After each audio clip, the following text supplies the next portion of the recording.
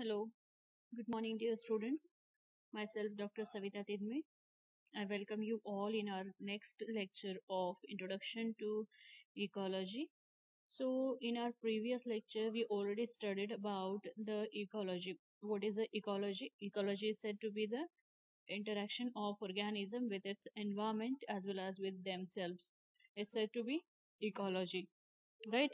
Now, um, we will be continuing with the chapter. Okay, Introduction to Ecology.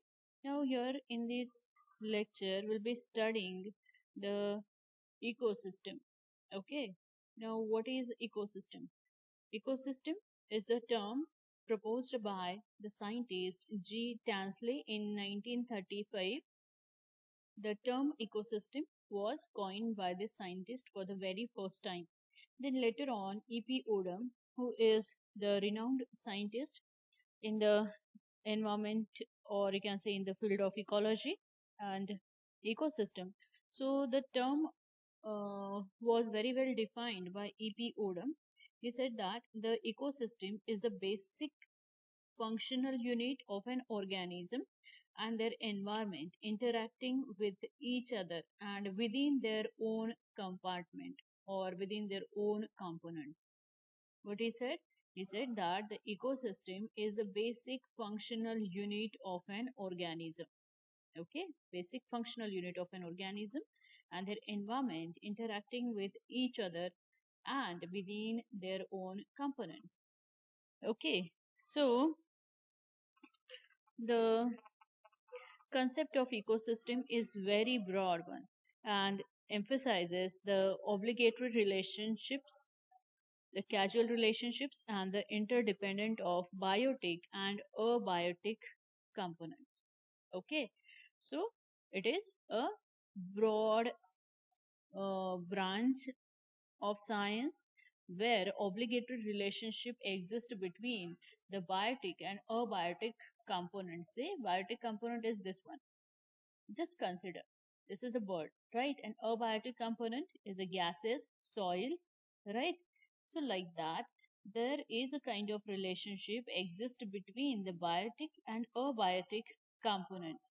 The relationship may be obligatory, means there is a no way to avoid this relationship, right? So these birds, they cannot live without water, they cannot live without their food, right? So whatever relationship is there between the birds, these birds and their environment is what? Obligatory relationship, compulsory relationship, right? Now, so the number of scientists, they describe ecosystem as an approach in which habitat, plants and animals are all considered as one interacting unit, right? And the materials and energies of one passing in and out of the others, right? So whatever this ecosystem is there, so in that ecosystem, all entities or all independent units, they treated as one. Say this, in this case, the grasses, plant, animals, water, soil, whatever things are there, they are treated as a one ecosystem and they are interdependent on each other, as well as the energy flow. What I said, the energy flow is specific from one trophic level to another, like that. Okay, so ecologists use the term ecosystem to indicate the natural unit of a living and non-living parts that interact to produce a stable system in which the exchange of materials between living and non-living parts follows a circular path.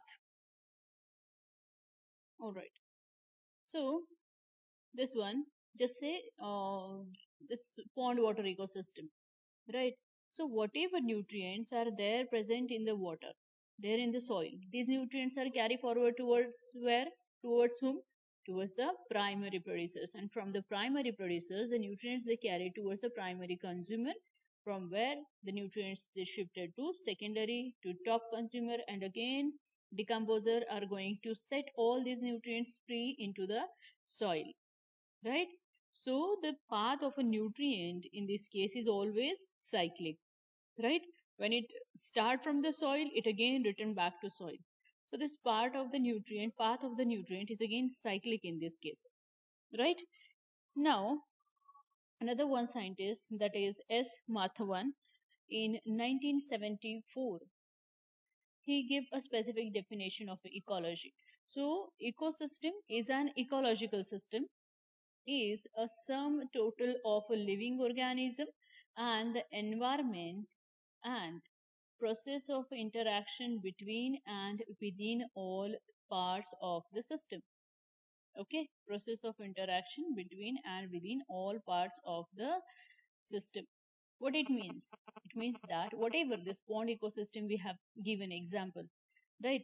So this ecosystem is nothing but what? A ecological system or ecological entity is nothing but sum total of living organism, all the living organism present in that ecosystem.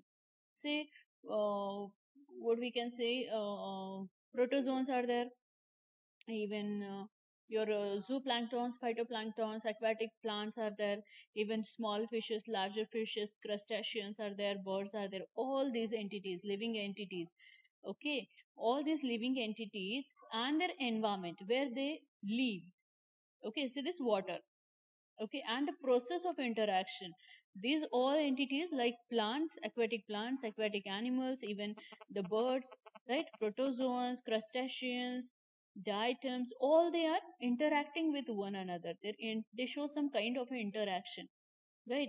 So these interactions between them and within the part of system is said to be the ecosystem. Okay, it's said to be the ecosystem. Now let's move ahead and see what more said by the scientist. The ecosystem is nothing but a level of biological organization, particularly suitable for the application of techniques of system analysis. Application of techniques for the system analysis.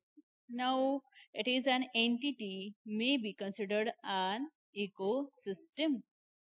Okay. So what do you mean by entity? Entity is nothing but a free living unit, independent unit is said to be the entity. So this ecosystem is said to be the entity and that is considered as a ecosystem if its major components are present and operate together to achieve some sort of functional stability. Okay. Even thought this may persist for only a short time, right? So, this ecosystem is nothing but a free living entity, free living unit. Now, how you can say the ecosystem is a free living unit? Any guesses? Yes, it is a free living unit in itself. Though there is an interaction, though there is animal ecology, plant ecology is there, but all these animals and plants they are interdependent on each other, but their requirements are fulfilled within their environment, within their ecosystem, right? So this ecosystem is plant, animals, whatever is there, living entity is there, that living entity need not go out for getting their food, for fulfilling their requirement, for searching the habitat or for searching the food material. They need not have to go out of the ecosystem, right? So their entire requirements they are fulfilled within this ecosystem. So in that sense, it is said the ecosystem is a complete unit or it is a entity, independent unit, right? Now, say a pond or a lake, okay, or an aquarium in the laboratory is an example of the ecosystem. So even a temporary pond is a definite ecosystem and it contains a characteristic process even though its existence may be limited to a relatively brief period of time, but still it is a complete ecosystem. Just like in the summer season, most of the ponds they get dried out, right? In summer season, most of the ponds they get dried out. So, but For the rainy season and for the winter season, these ponds are quite active one, right? This ecosystem is quite fulfilled. So, in that sense, in these two seasons, this ecosystem is active and functional. Though it is not a permanent or a perennial entity, but still it is a fulfilled, or you can say the independent ecosystem. Right? Now let's come to the size of ecosystem. What would be the size of an ecosystem? So ecosystem can be as large as an ocean, and it can be as small as like aquarium, right? So an ecosystem may be the bigger one, very bigger one like forest, or and very smaller one like aquarium, in which the some fishes, tropic fishes, green plants and snails are there, but still it is a complete ecosystem. Okay, to quantify as an ecosystem, a unit must be a stable system in which the exchange of material follows a circular path. Okay, any ecosystem that is a stable one, or that is considered as a stable ecosystem if the if the nutrients they flows in a circular path. So all the ecosystems are connected with each other, right? And around themselves, whatever things around themselves, whatever ecosystems around themselves, they are connected with one another. The ecosystem of the dead log is a part of the ecosystem of the forest. Even the forest ecosystem remain connected with the river ecosystem, which in turn mingles gradually into ecosystem of a salt water or ocean. Thus all the ecosystems on the earth are connected to one another, right? What example we have seen just now? We have seen the example of the small pond or a puddle or a shrimp. That small pond, puddle or shrimp is again a separate ecosystem, but it is connected with the river one. The river ecosystem is again a separate entity, but later on river flows to the ocean. It goes into the ocean, so it is again connected with the ocean ecosystem, right? So in that sense it is said that all the ecosystems they are interconnected with one another, though they are separate entities, but still they are interconnected with one another. Now you know the size of the ecosystem, it is as large as ocean and as small as aquarium, right? Now structural component of an ecosystem. So the structural component of an ecosystem. An ecosystem has a two components, basic two components, the biotic component that constitute living things, and the abiotic portion that constitute elements that are not alive. Okay, so the non-living constituents are said to be the habitat where the organism is living in, right? Even the gases, even solar radiations, temperature, moisture, and inorganic and organic nutrients are all said to be the abiotic component of an ecosystem, right? Gases, radiation, solar radiations are there, nutrients are there, even the habitat, temperature, moisture, right? All these are said to be the non-living or abiotic component. And another one, biotic component means the living components. These are included like whatever living entities are there, that is plants, animals, bacteria, fungi, whatever living entities, say categorized into producers, consumers, and decomposers. So according to their specific role in keeping the ecosystem in a stable interacting way, they are said to be the biotic component or components of an ecosystem, right? Let's move ahead. Yes. Now here characteristics of ecosystem. Now ecosystem as a separate entity, it has some characteristic. It shows or it should fulfill some characteristic. Okay. Which are the characteristic? Let's see them. So the ecosystem is a major structural and functional unit of ecology. Okay, it is a major structural and functional unit of ecology. Now, the ecosystem structure is related to its unique diversity. Okay, and a simple ecosystem has a less diversity as compared to complex ecosystem. Okay, simple ecosystem has a less diversity as compared to the complex one. All right. Say for example, we can take example here. See, you can see here in the diagram one which is a terrestrial ecosystem, another one which is a oceanic ecosystem, right? So, what is the second point? Characteristic point.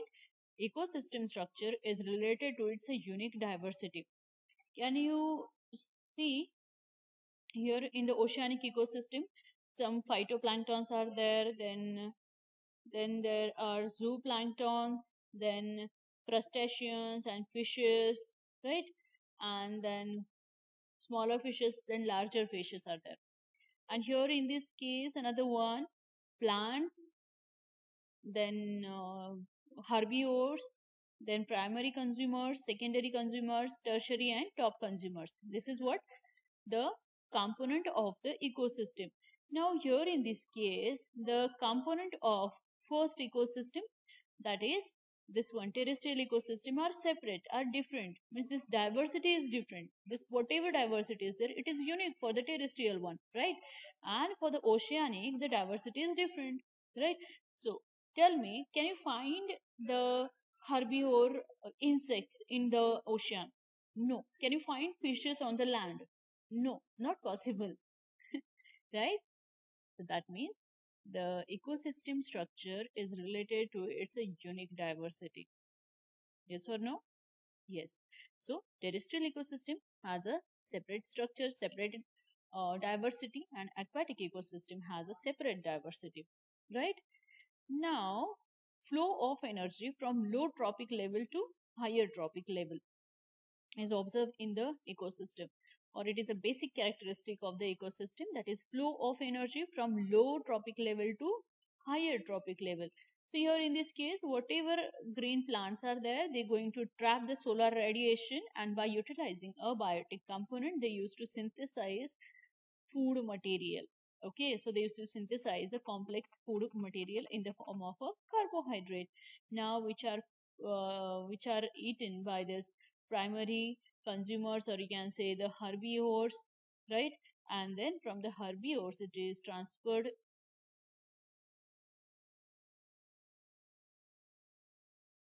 from the herbivores. It is transferred to the primary consumer, and from where it is transferred to secondary consumer, and from where it is to the top consumer, right?